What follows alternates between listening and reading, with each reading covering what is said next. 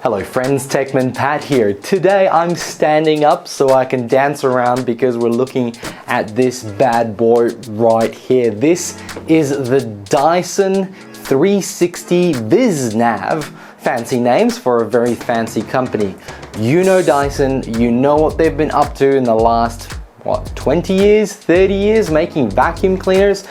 This looks to be their first foray into proper robotic vacuum cleaners in Australia, but it is only the first time for Australia. This is actually the third iteration of robotics from Dyson. Don't believe me?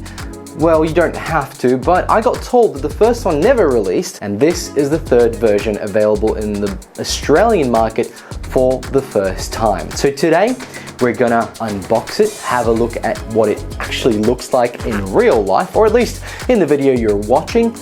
Then, maybe a few weeks later, we're gonna get a full review. But join me for this unboxing, and huge thanks to Dyson for sending this robot for review. Let's get started by rolling the intro.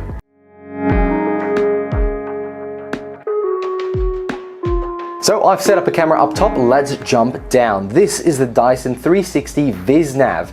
It is a square front with a rounded top bit here, and basically that means that this can go right up to the corners of your home, unlike fully rounded vacuum cleaners, which is really interesting. This doesn't have an auto empty station, and we'll talk to that in a moment. It does not have the ability to mop either. It is purely a vacuum robot. The reason it doesn't have an empty vacuum station, it's a bit of a Dyson motto to not have anything that needs to be thrown out, or basically consumables. And if you do have a box, I guess, that cleans it up, it usually goes into a bag that you dispose of entirely and you replace it with another. Let's have a look at the back. We've got a very large roller, and the first thing I want to point out, as I'm going to cut these little stickers on the side, is that this robot has a very large area of suction. It literally goes up to the edge, plus this little bit here, and we'll look at it when we actually open up this vacuum. Ooh, so this is the station. Very small, very light, no weight to it at all. Hopefully it's got grips on the bottom to make sure it doesn't slide around. Wow, I love the color. That's a very pretty color. We've got some stickers at the bottom. Does that come off? It is a metal base, and it has this thing here, the central pin. Not sure what that is. And we've got the chargers, which is literally just two metal pins. And on the back, we've got the plug, and then it can route around to either side. And is this mounting holes for something? What do we have here? We've got the cable, a classic Dyson cable, probably reused from another device. That makes sense. I mean, that would be most efficient. Just build that around this very thick brick. And then, oh, we have something under here that I want to reach before I get the robot. We've got a manual of some sorts. Yep. Oh, and a plate. Ah, okay. So what do we have here? We've got plug in the power. No, that's step 2, we're step 1. So obviously it uses these boxes to navigate to the base, and it has to be a little bit higher than the base to match, I suppose, the camera that's there. This isn't using LiDAR, it's not using any of that technology. It is pure visual camera, and we'll talk about that in a second, but basically it literally pinpoints, I guess, parts of your room, and that makes it quite different than the rest of the entire ecosystem of robots. Again, Dyson's come out with something very different. The Dyson app connects, and that's 5. So over here, we've got our little triangulation stickers, and yes, they're just stickers. And as I mentioned before, there was the mounts on the back. So, okay, once I put the plug in, I can then put that covers the back of it. Let me know in the comments below what you guys think about Dyson's plastic. It's generally pretty good. Wow, it felt a lot longer on the photos. It's very short, it's very small, to be honest. DWM-V11G. Don't know what that means, but 110,000 RPM per second. That's talking to the motor, and it's the Dyson Hyperdinium motor using NdPr magnets. These are the rare earth magnets, so they are much more powerful, and they are used in electric vehicles because they are more efficient and obviously more powerful, and that's great for electric vehicles. They are using them in here, and I think that's why the price point is at 2,400 Australian dollars. Oh, what's this? This is a filter. Oh, okay, there we go, filter. Now this is a filter that will potentially never die. You can clean and wash this with water, and of course, you can probably buy replacements, to be honest. And the only reason you would buy a replacement is, I think, if you were potentially leaving this out to dry, and this one here would need to keep going or being utilized. There's the camera, and it has LED lights around it because it is literally a visual camera. And this dome, it's a ultra wide lens, so you can see kind of like flat out. Hence, it needs LEDs because if it's going under something or at night, it's not going to be able to see. So here's a red button, classic Dyson, to bring out the bucket. And what's actually interesting about this bucket, apart from the fact that it's round, it has that cyclone technology that Dyson touts, meaning that stuff comes in and doesn't go out, which is great. And the filter in here is a HEPA filter with 99.99, I guess, the ability to stop that many percentage of microparticles. And then there is a trick to this. So you lift this up, a little handle, as your little bucket, you can hold that around and you press the bottom here and it pops out. How cool.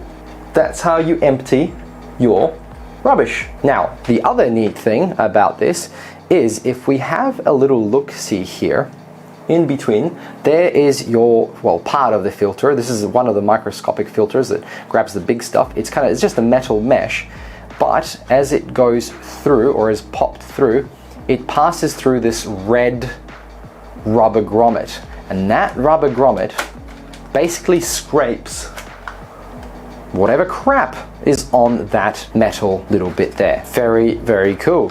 Now this plastic feels very premium, I'll give you that, this does.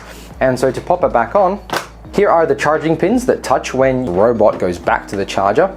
And then we have the front bumper. Now, in most other systems, the front bumper is a sensitive bumper, and this is the case with this right here, but it is very, very soft. Definitely won't destroy your furniture. All right, let's have a look at the bottom here. This is, I suppose, a very different design, where most robots have the actual suction area here, and in between the wheels. This one is right up front. I have seen ones like this, but it is a very wide base, so it'll be reaching pretty much around here to the floor, and that's impressive in itself. It is the ability to take it out, and that's cool. I think the button's here and it pops out. Oh, okay, yep, it's on this little stick here.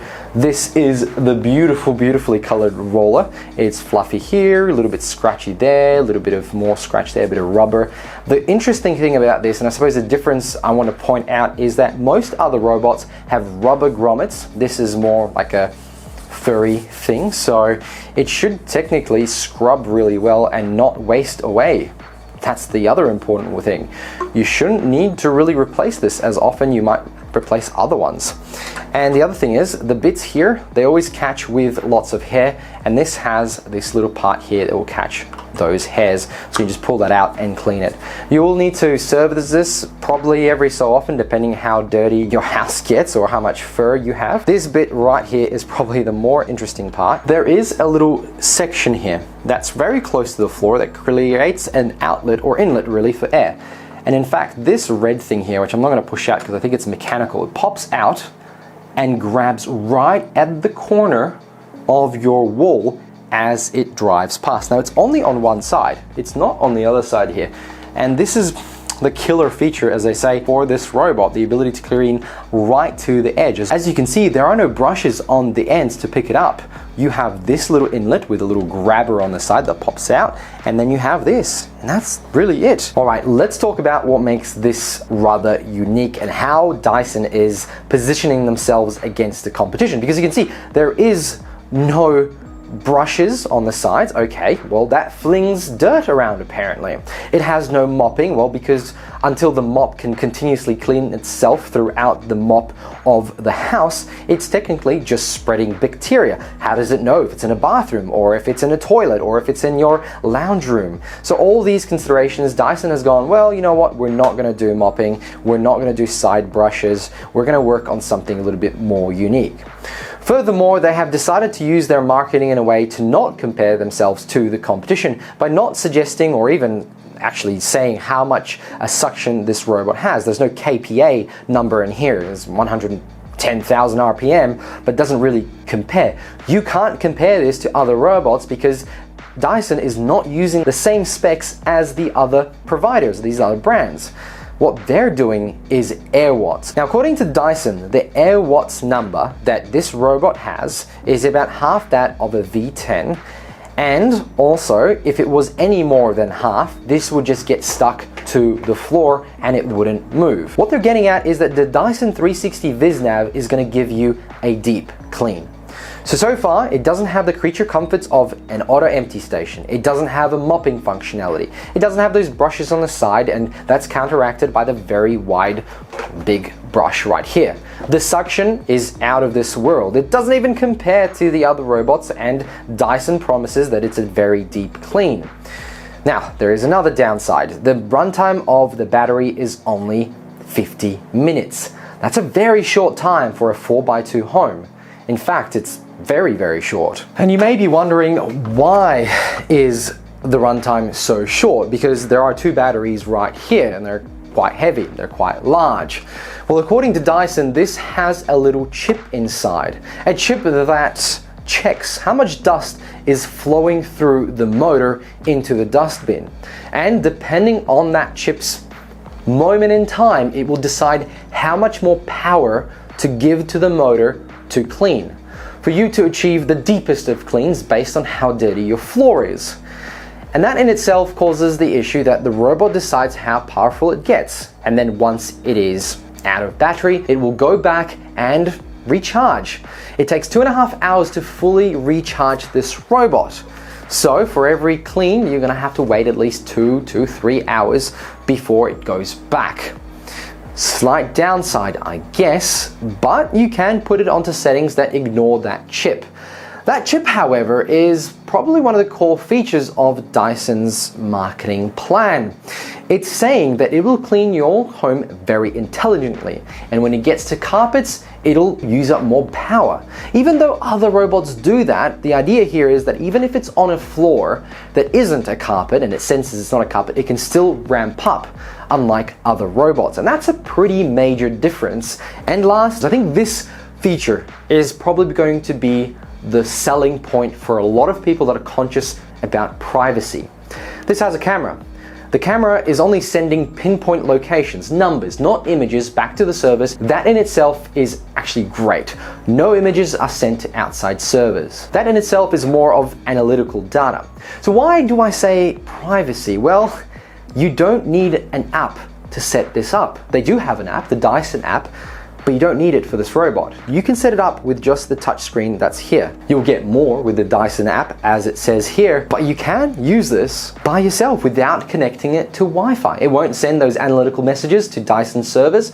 It'll just vacuum your home, and all the smarts are built into this. Imagine that, a robot in your home that doesn't spy on you. After all, anything is possible, and Dyson has certainly done something quite unique here. However, the price point, well, the price point is cautionary. So that's the unboxing and overview and Dyson's core features. I'm gonna dig deeper into the review of this, but on paper, it is really, really interesting. And of course, it's a very premium product, and Dyson's products are generally quite expensive, but generally quite good. So we'll see how this fares in my home with a large dog that's about to shed, because summer is around the corner. Friends, thank you very much for watching. I hope you enjoyed today's extended video and look at Dyson's new vacuum, the 360 Vis Nav. Make sure to like and subscribe. Big thanks to Dyson for sending me this full review and of course unboxing. I'll catch you all in another one. And yeah, if you like and subscribe, you won't miss the full review. I'll see you all then. Bye.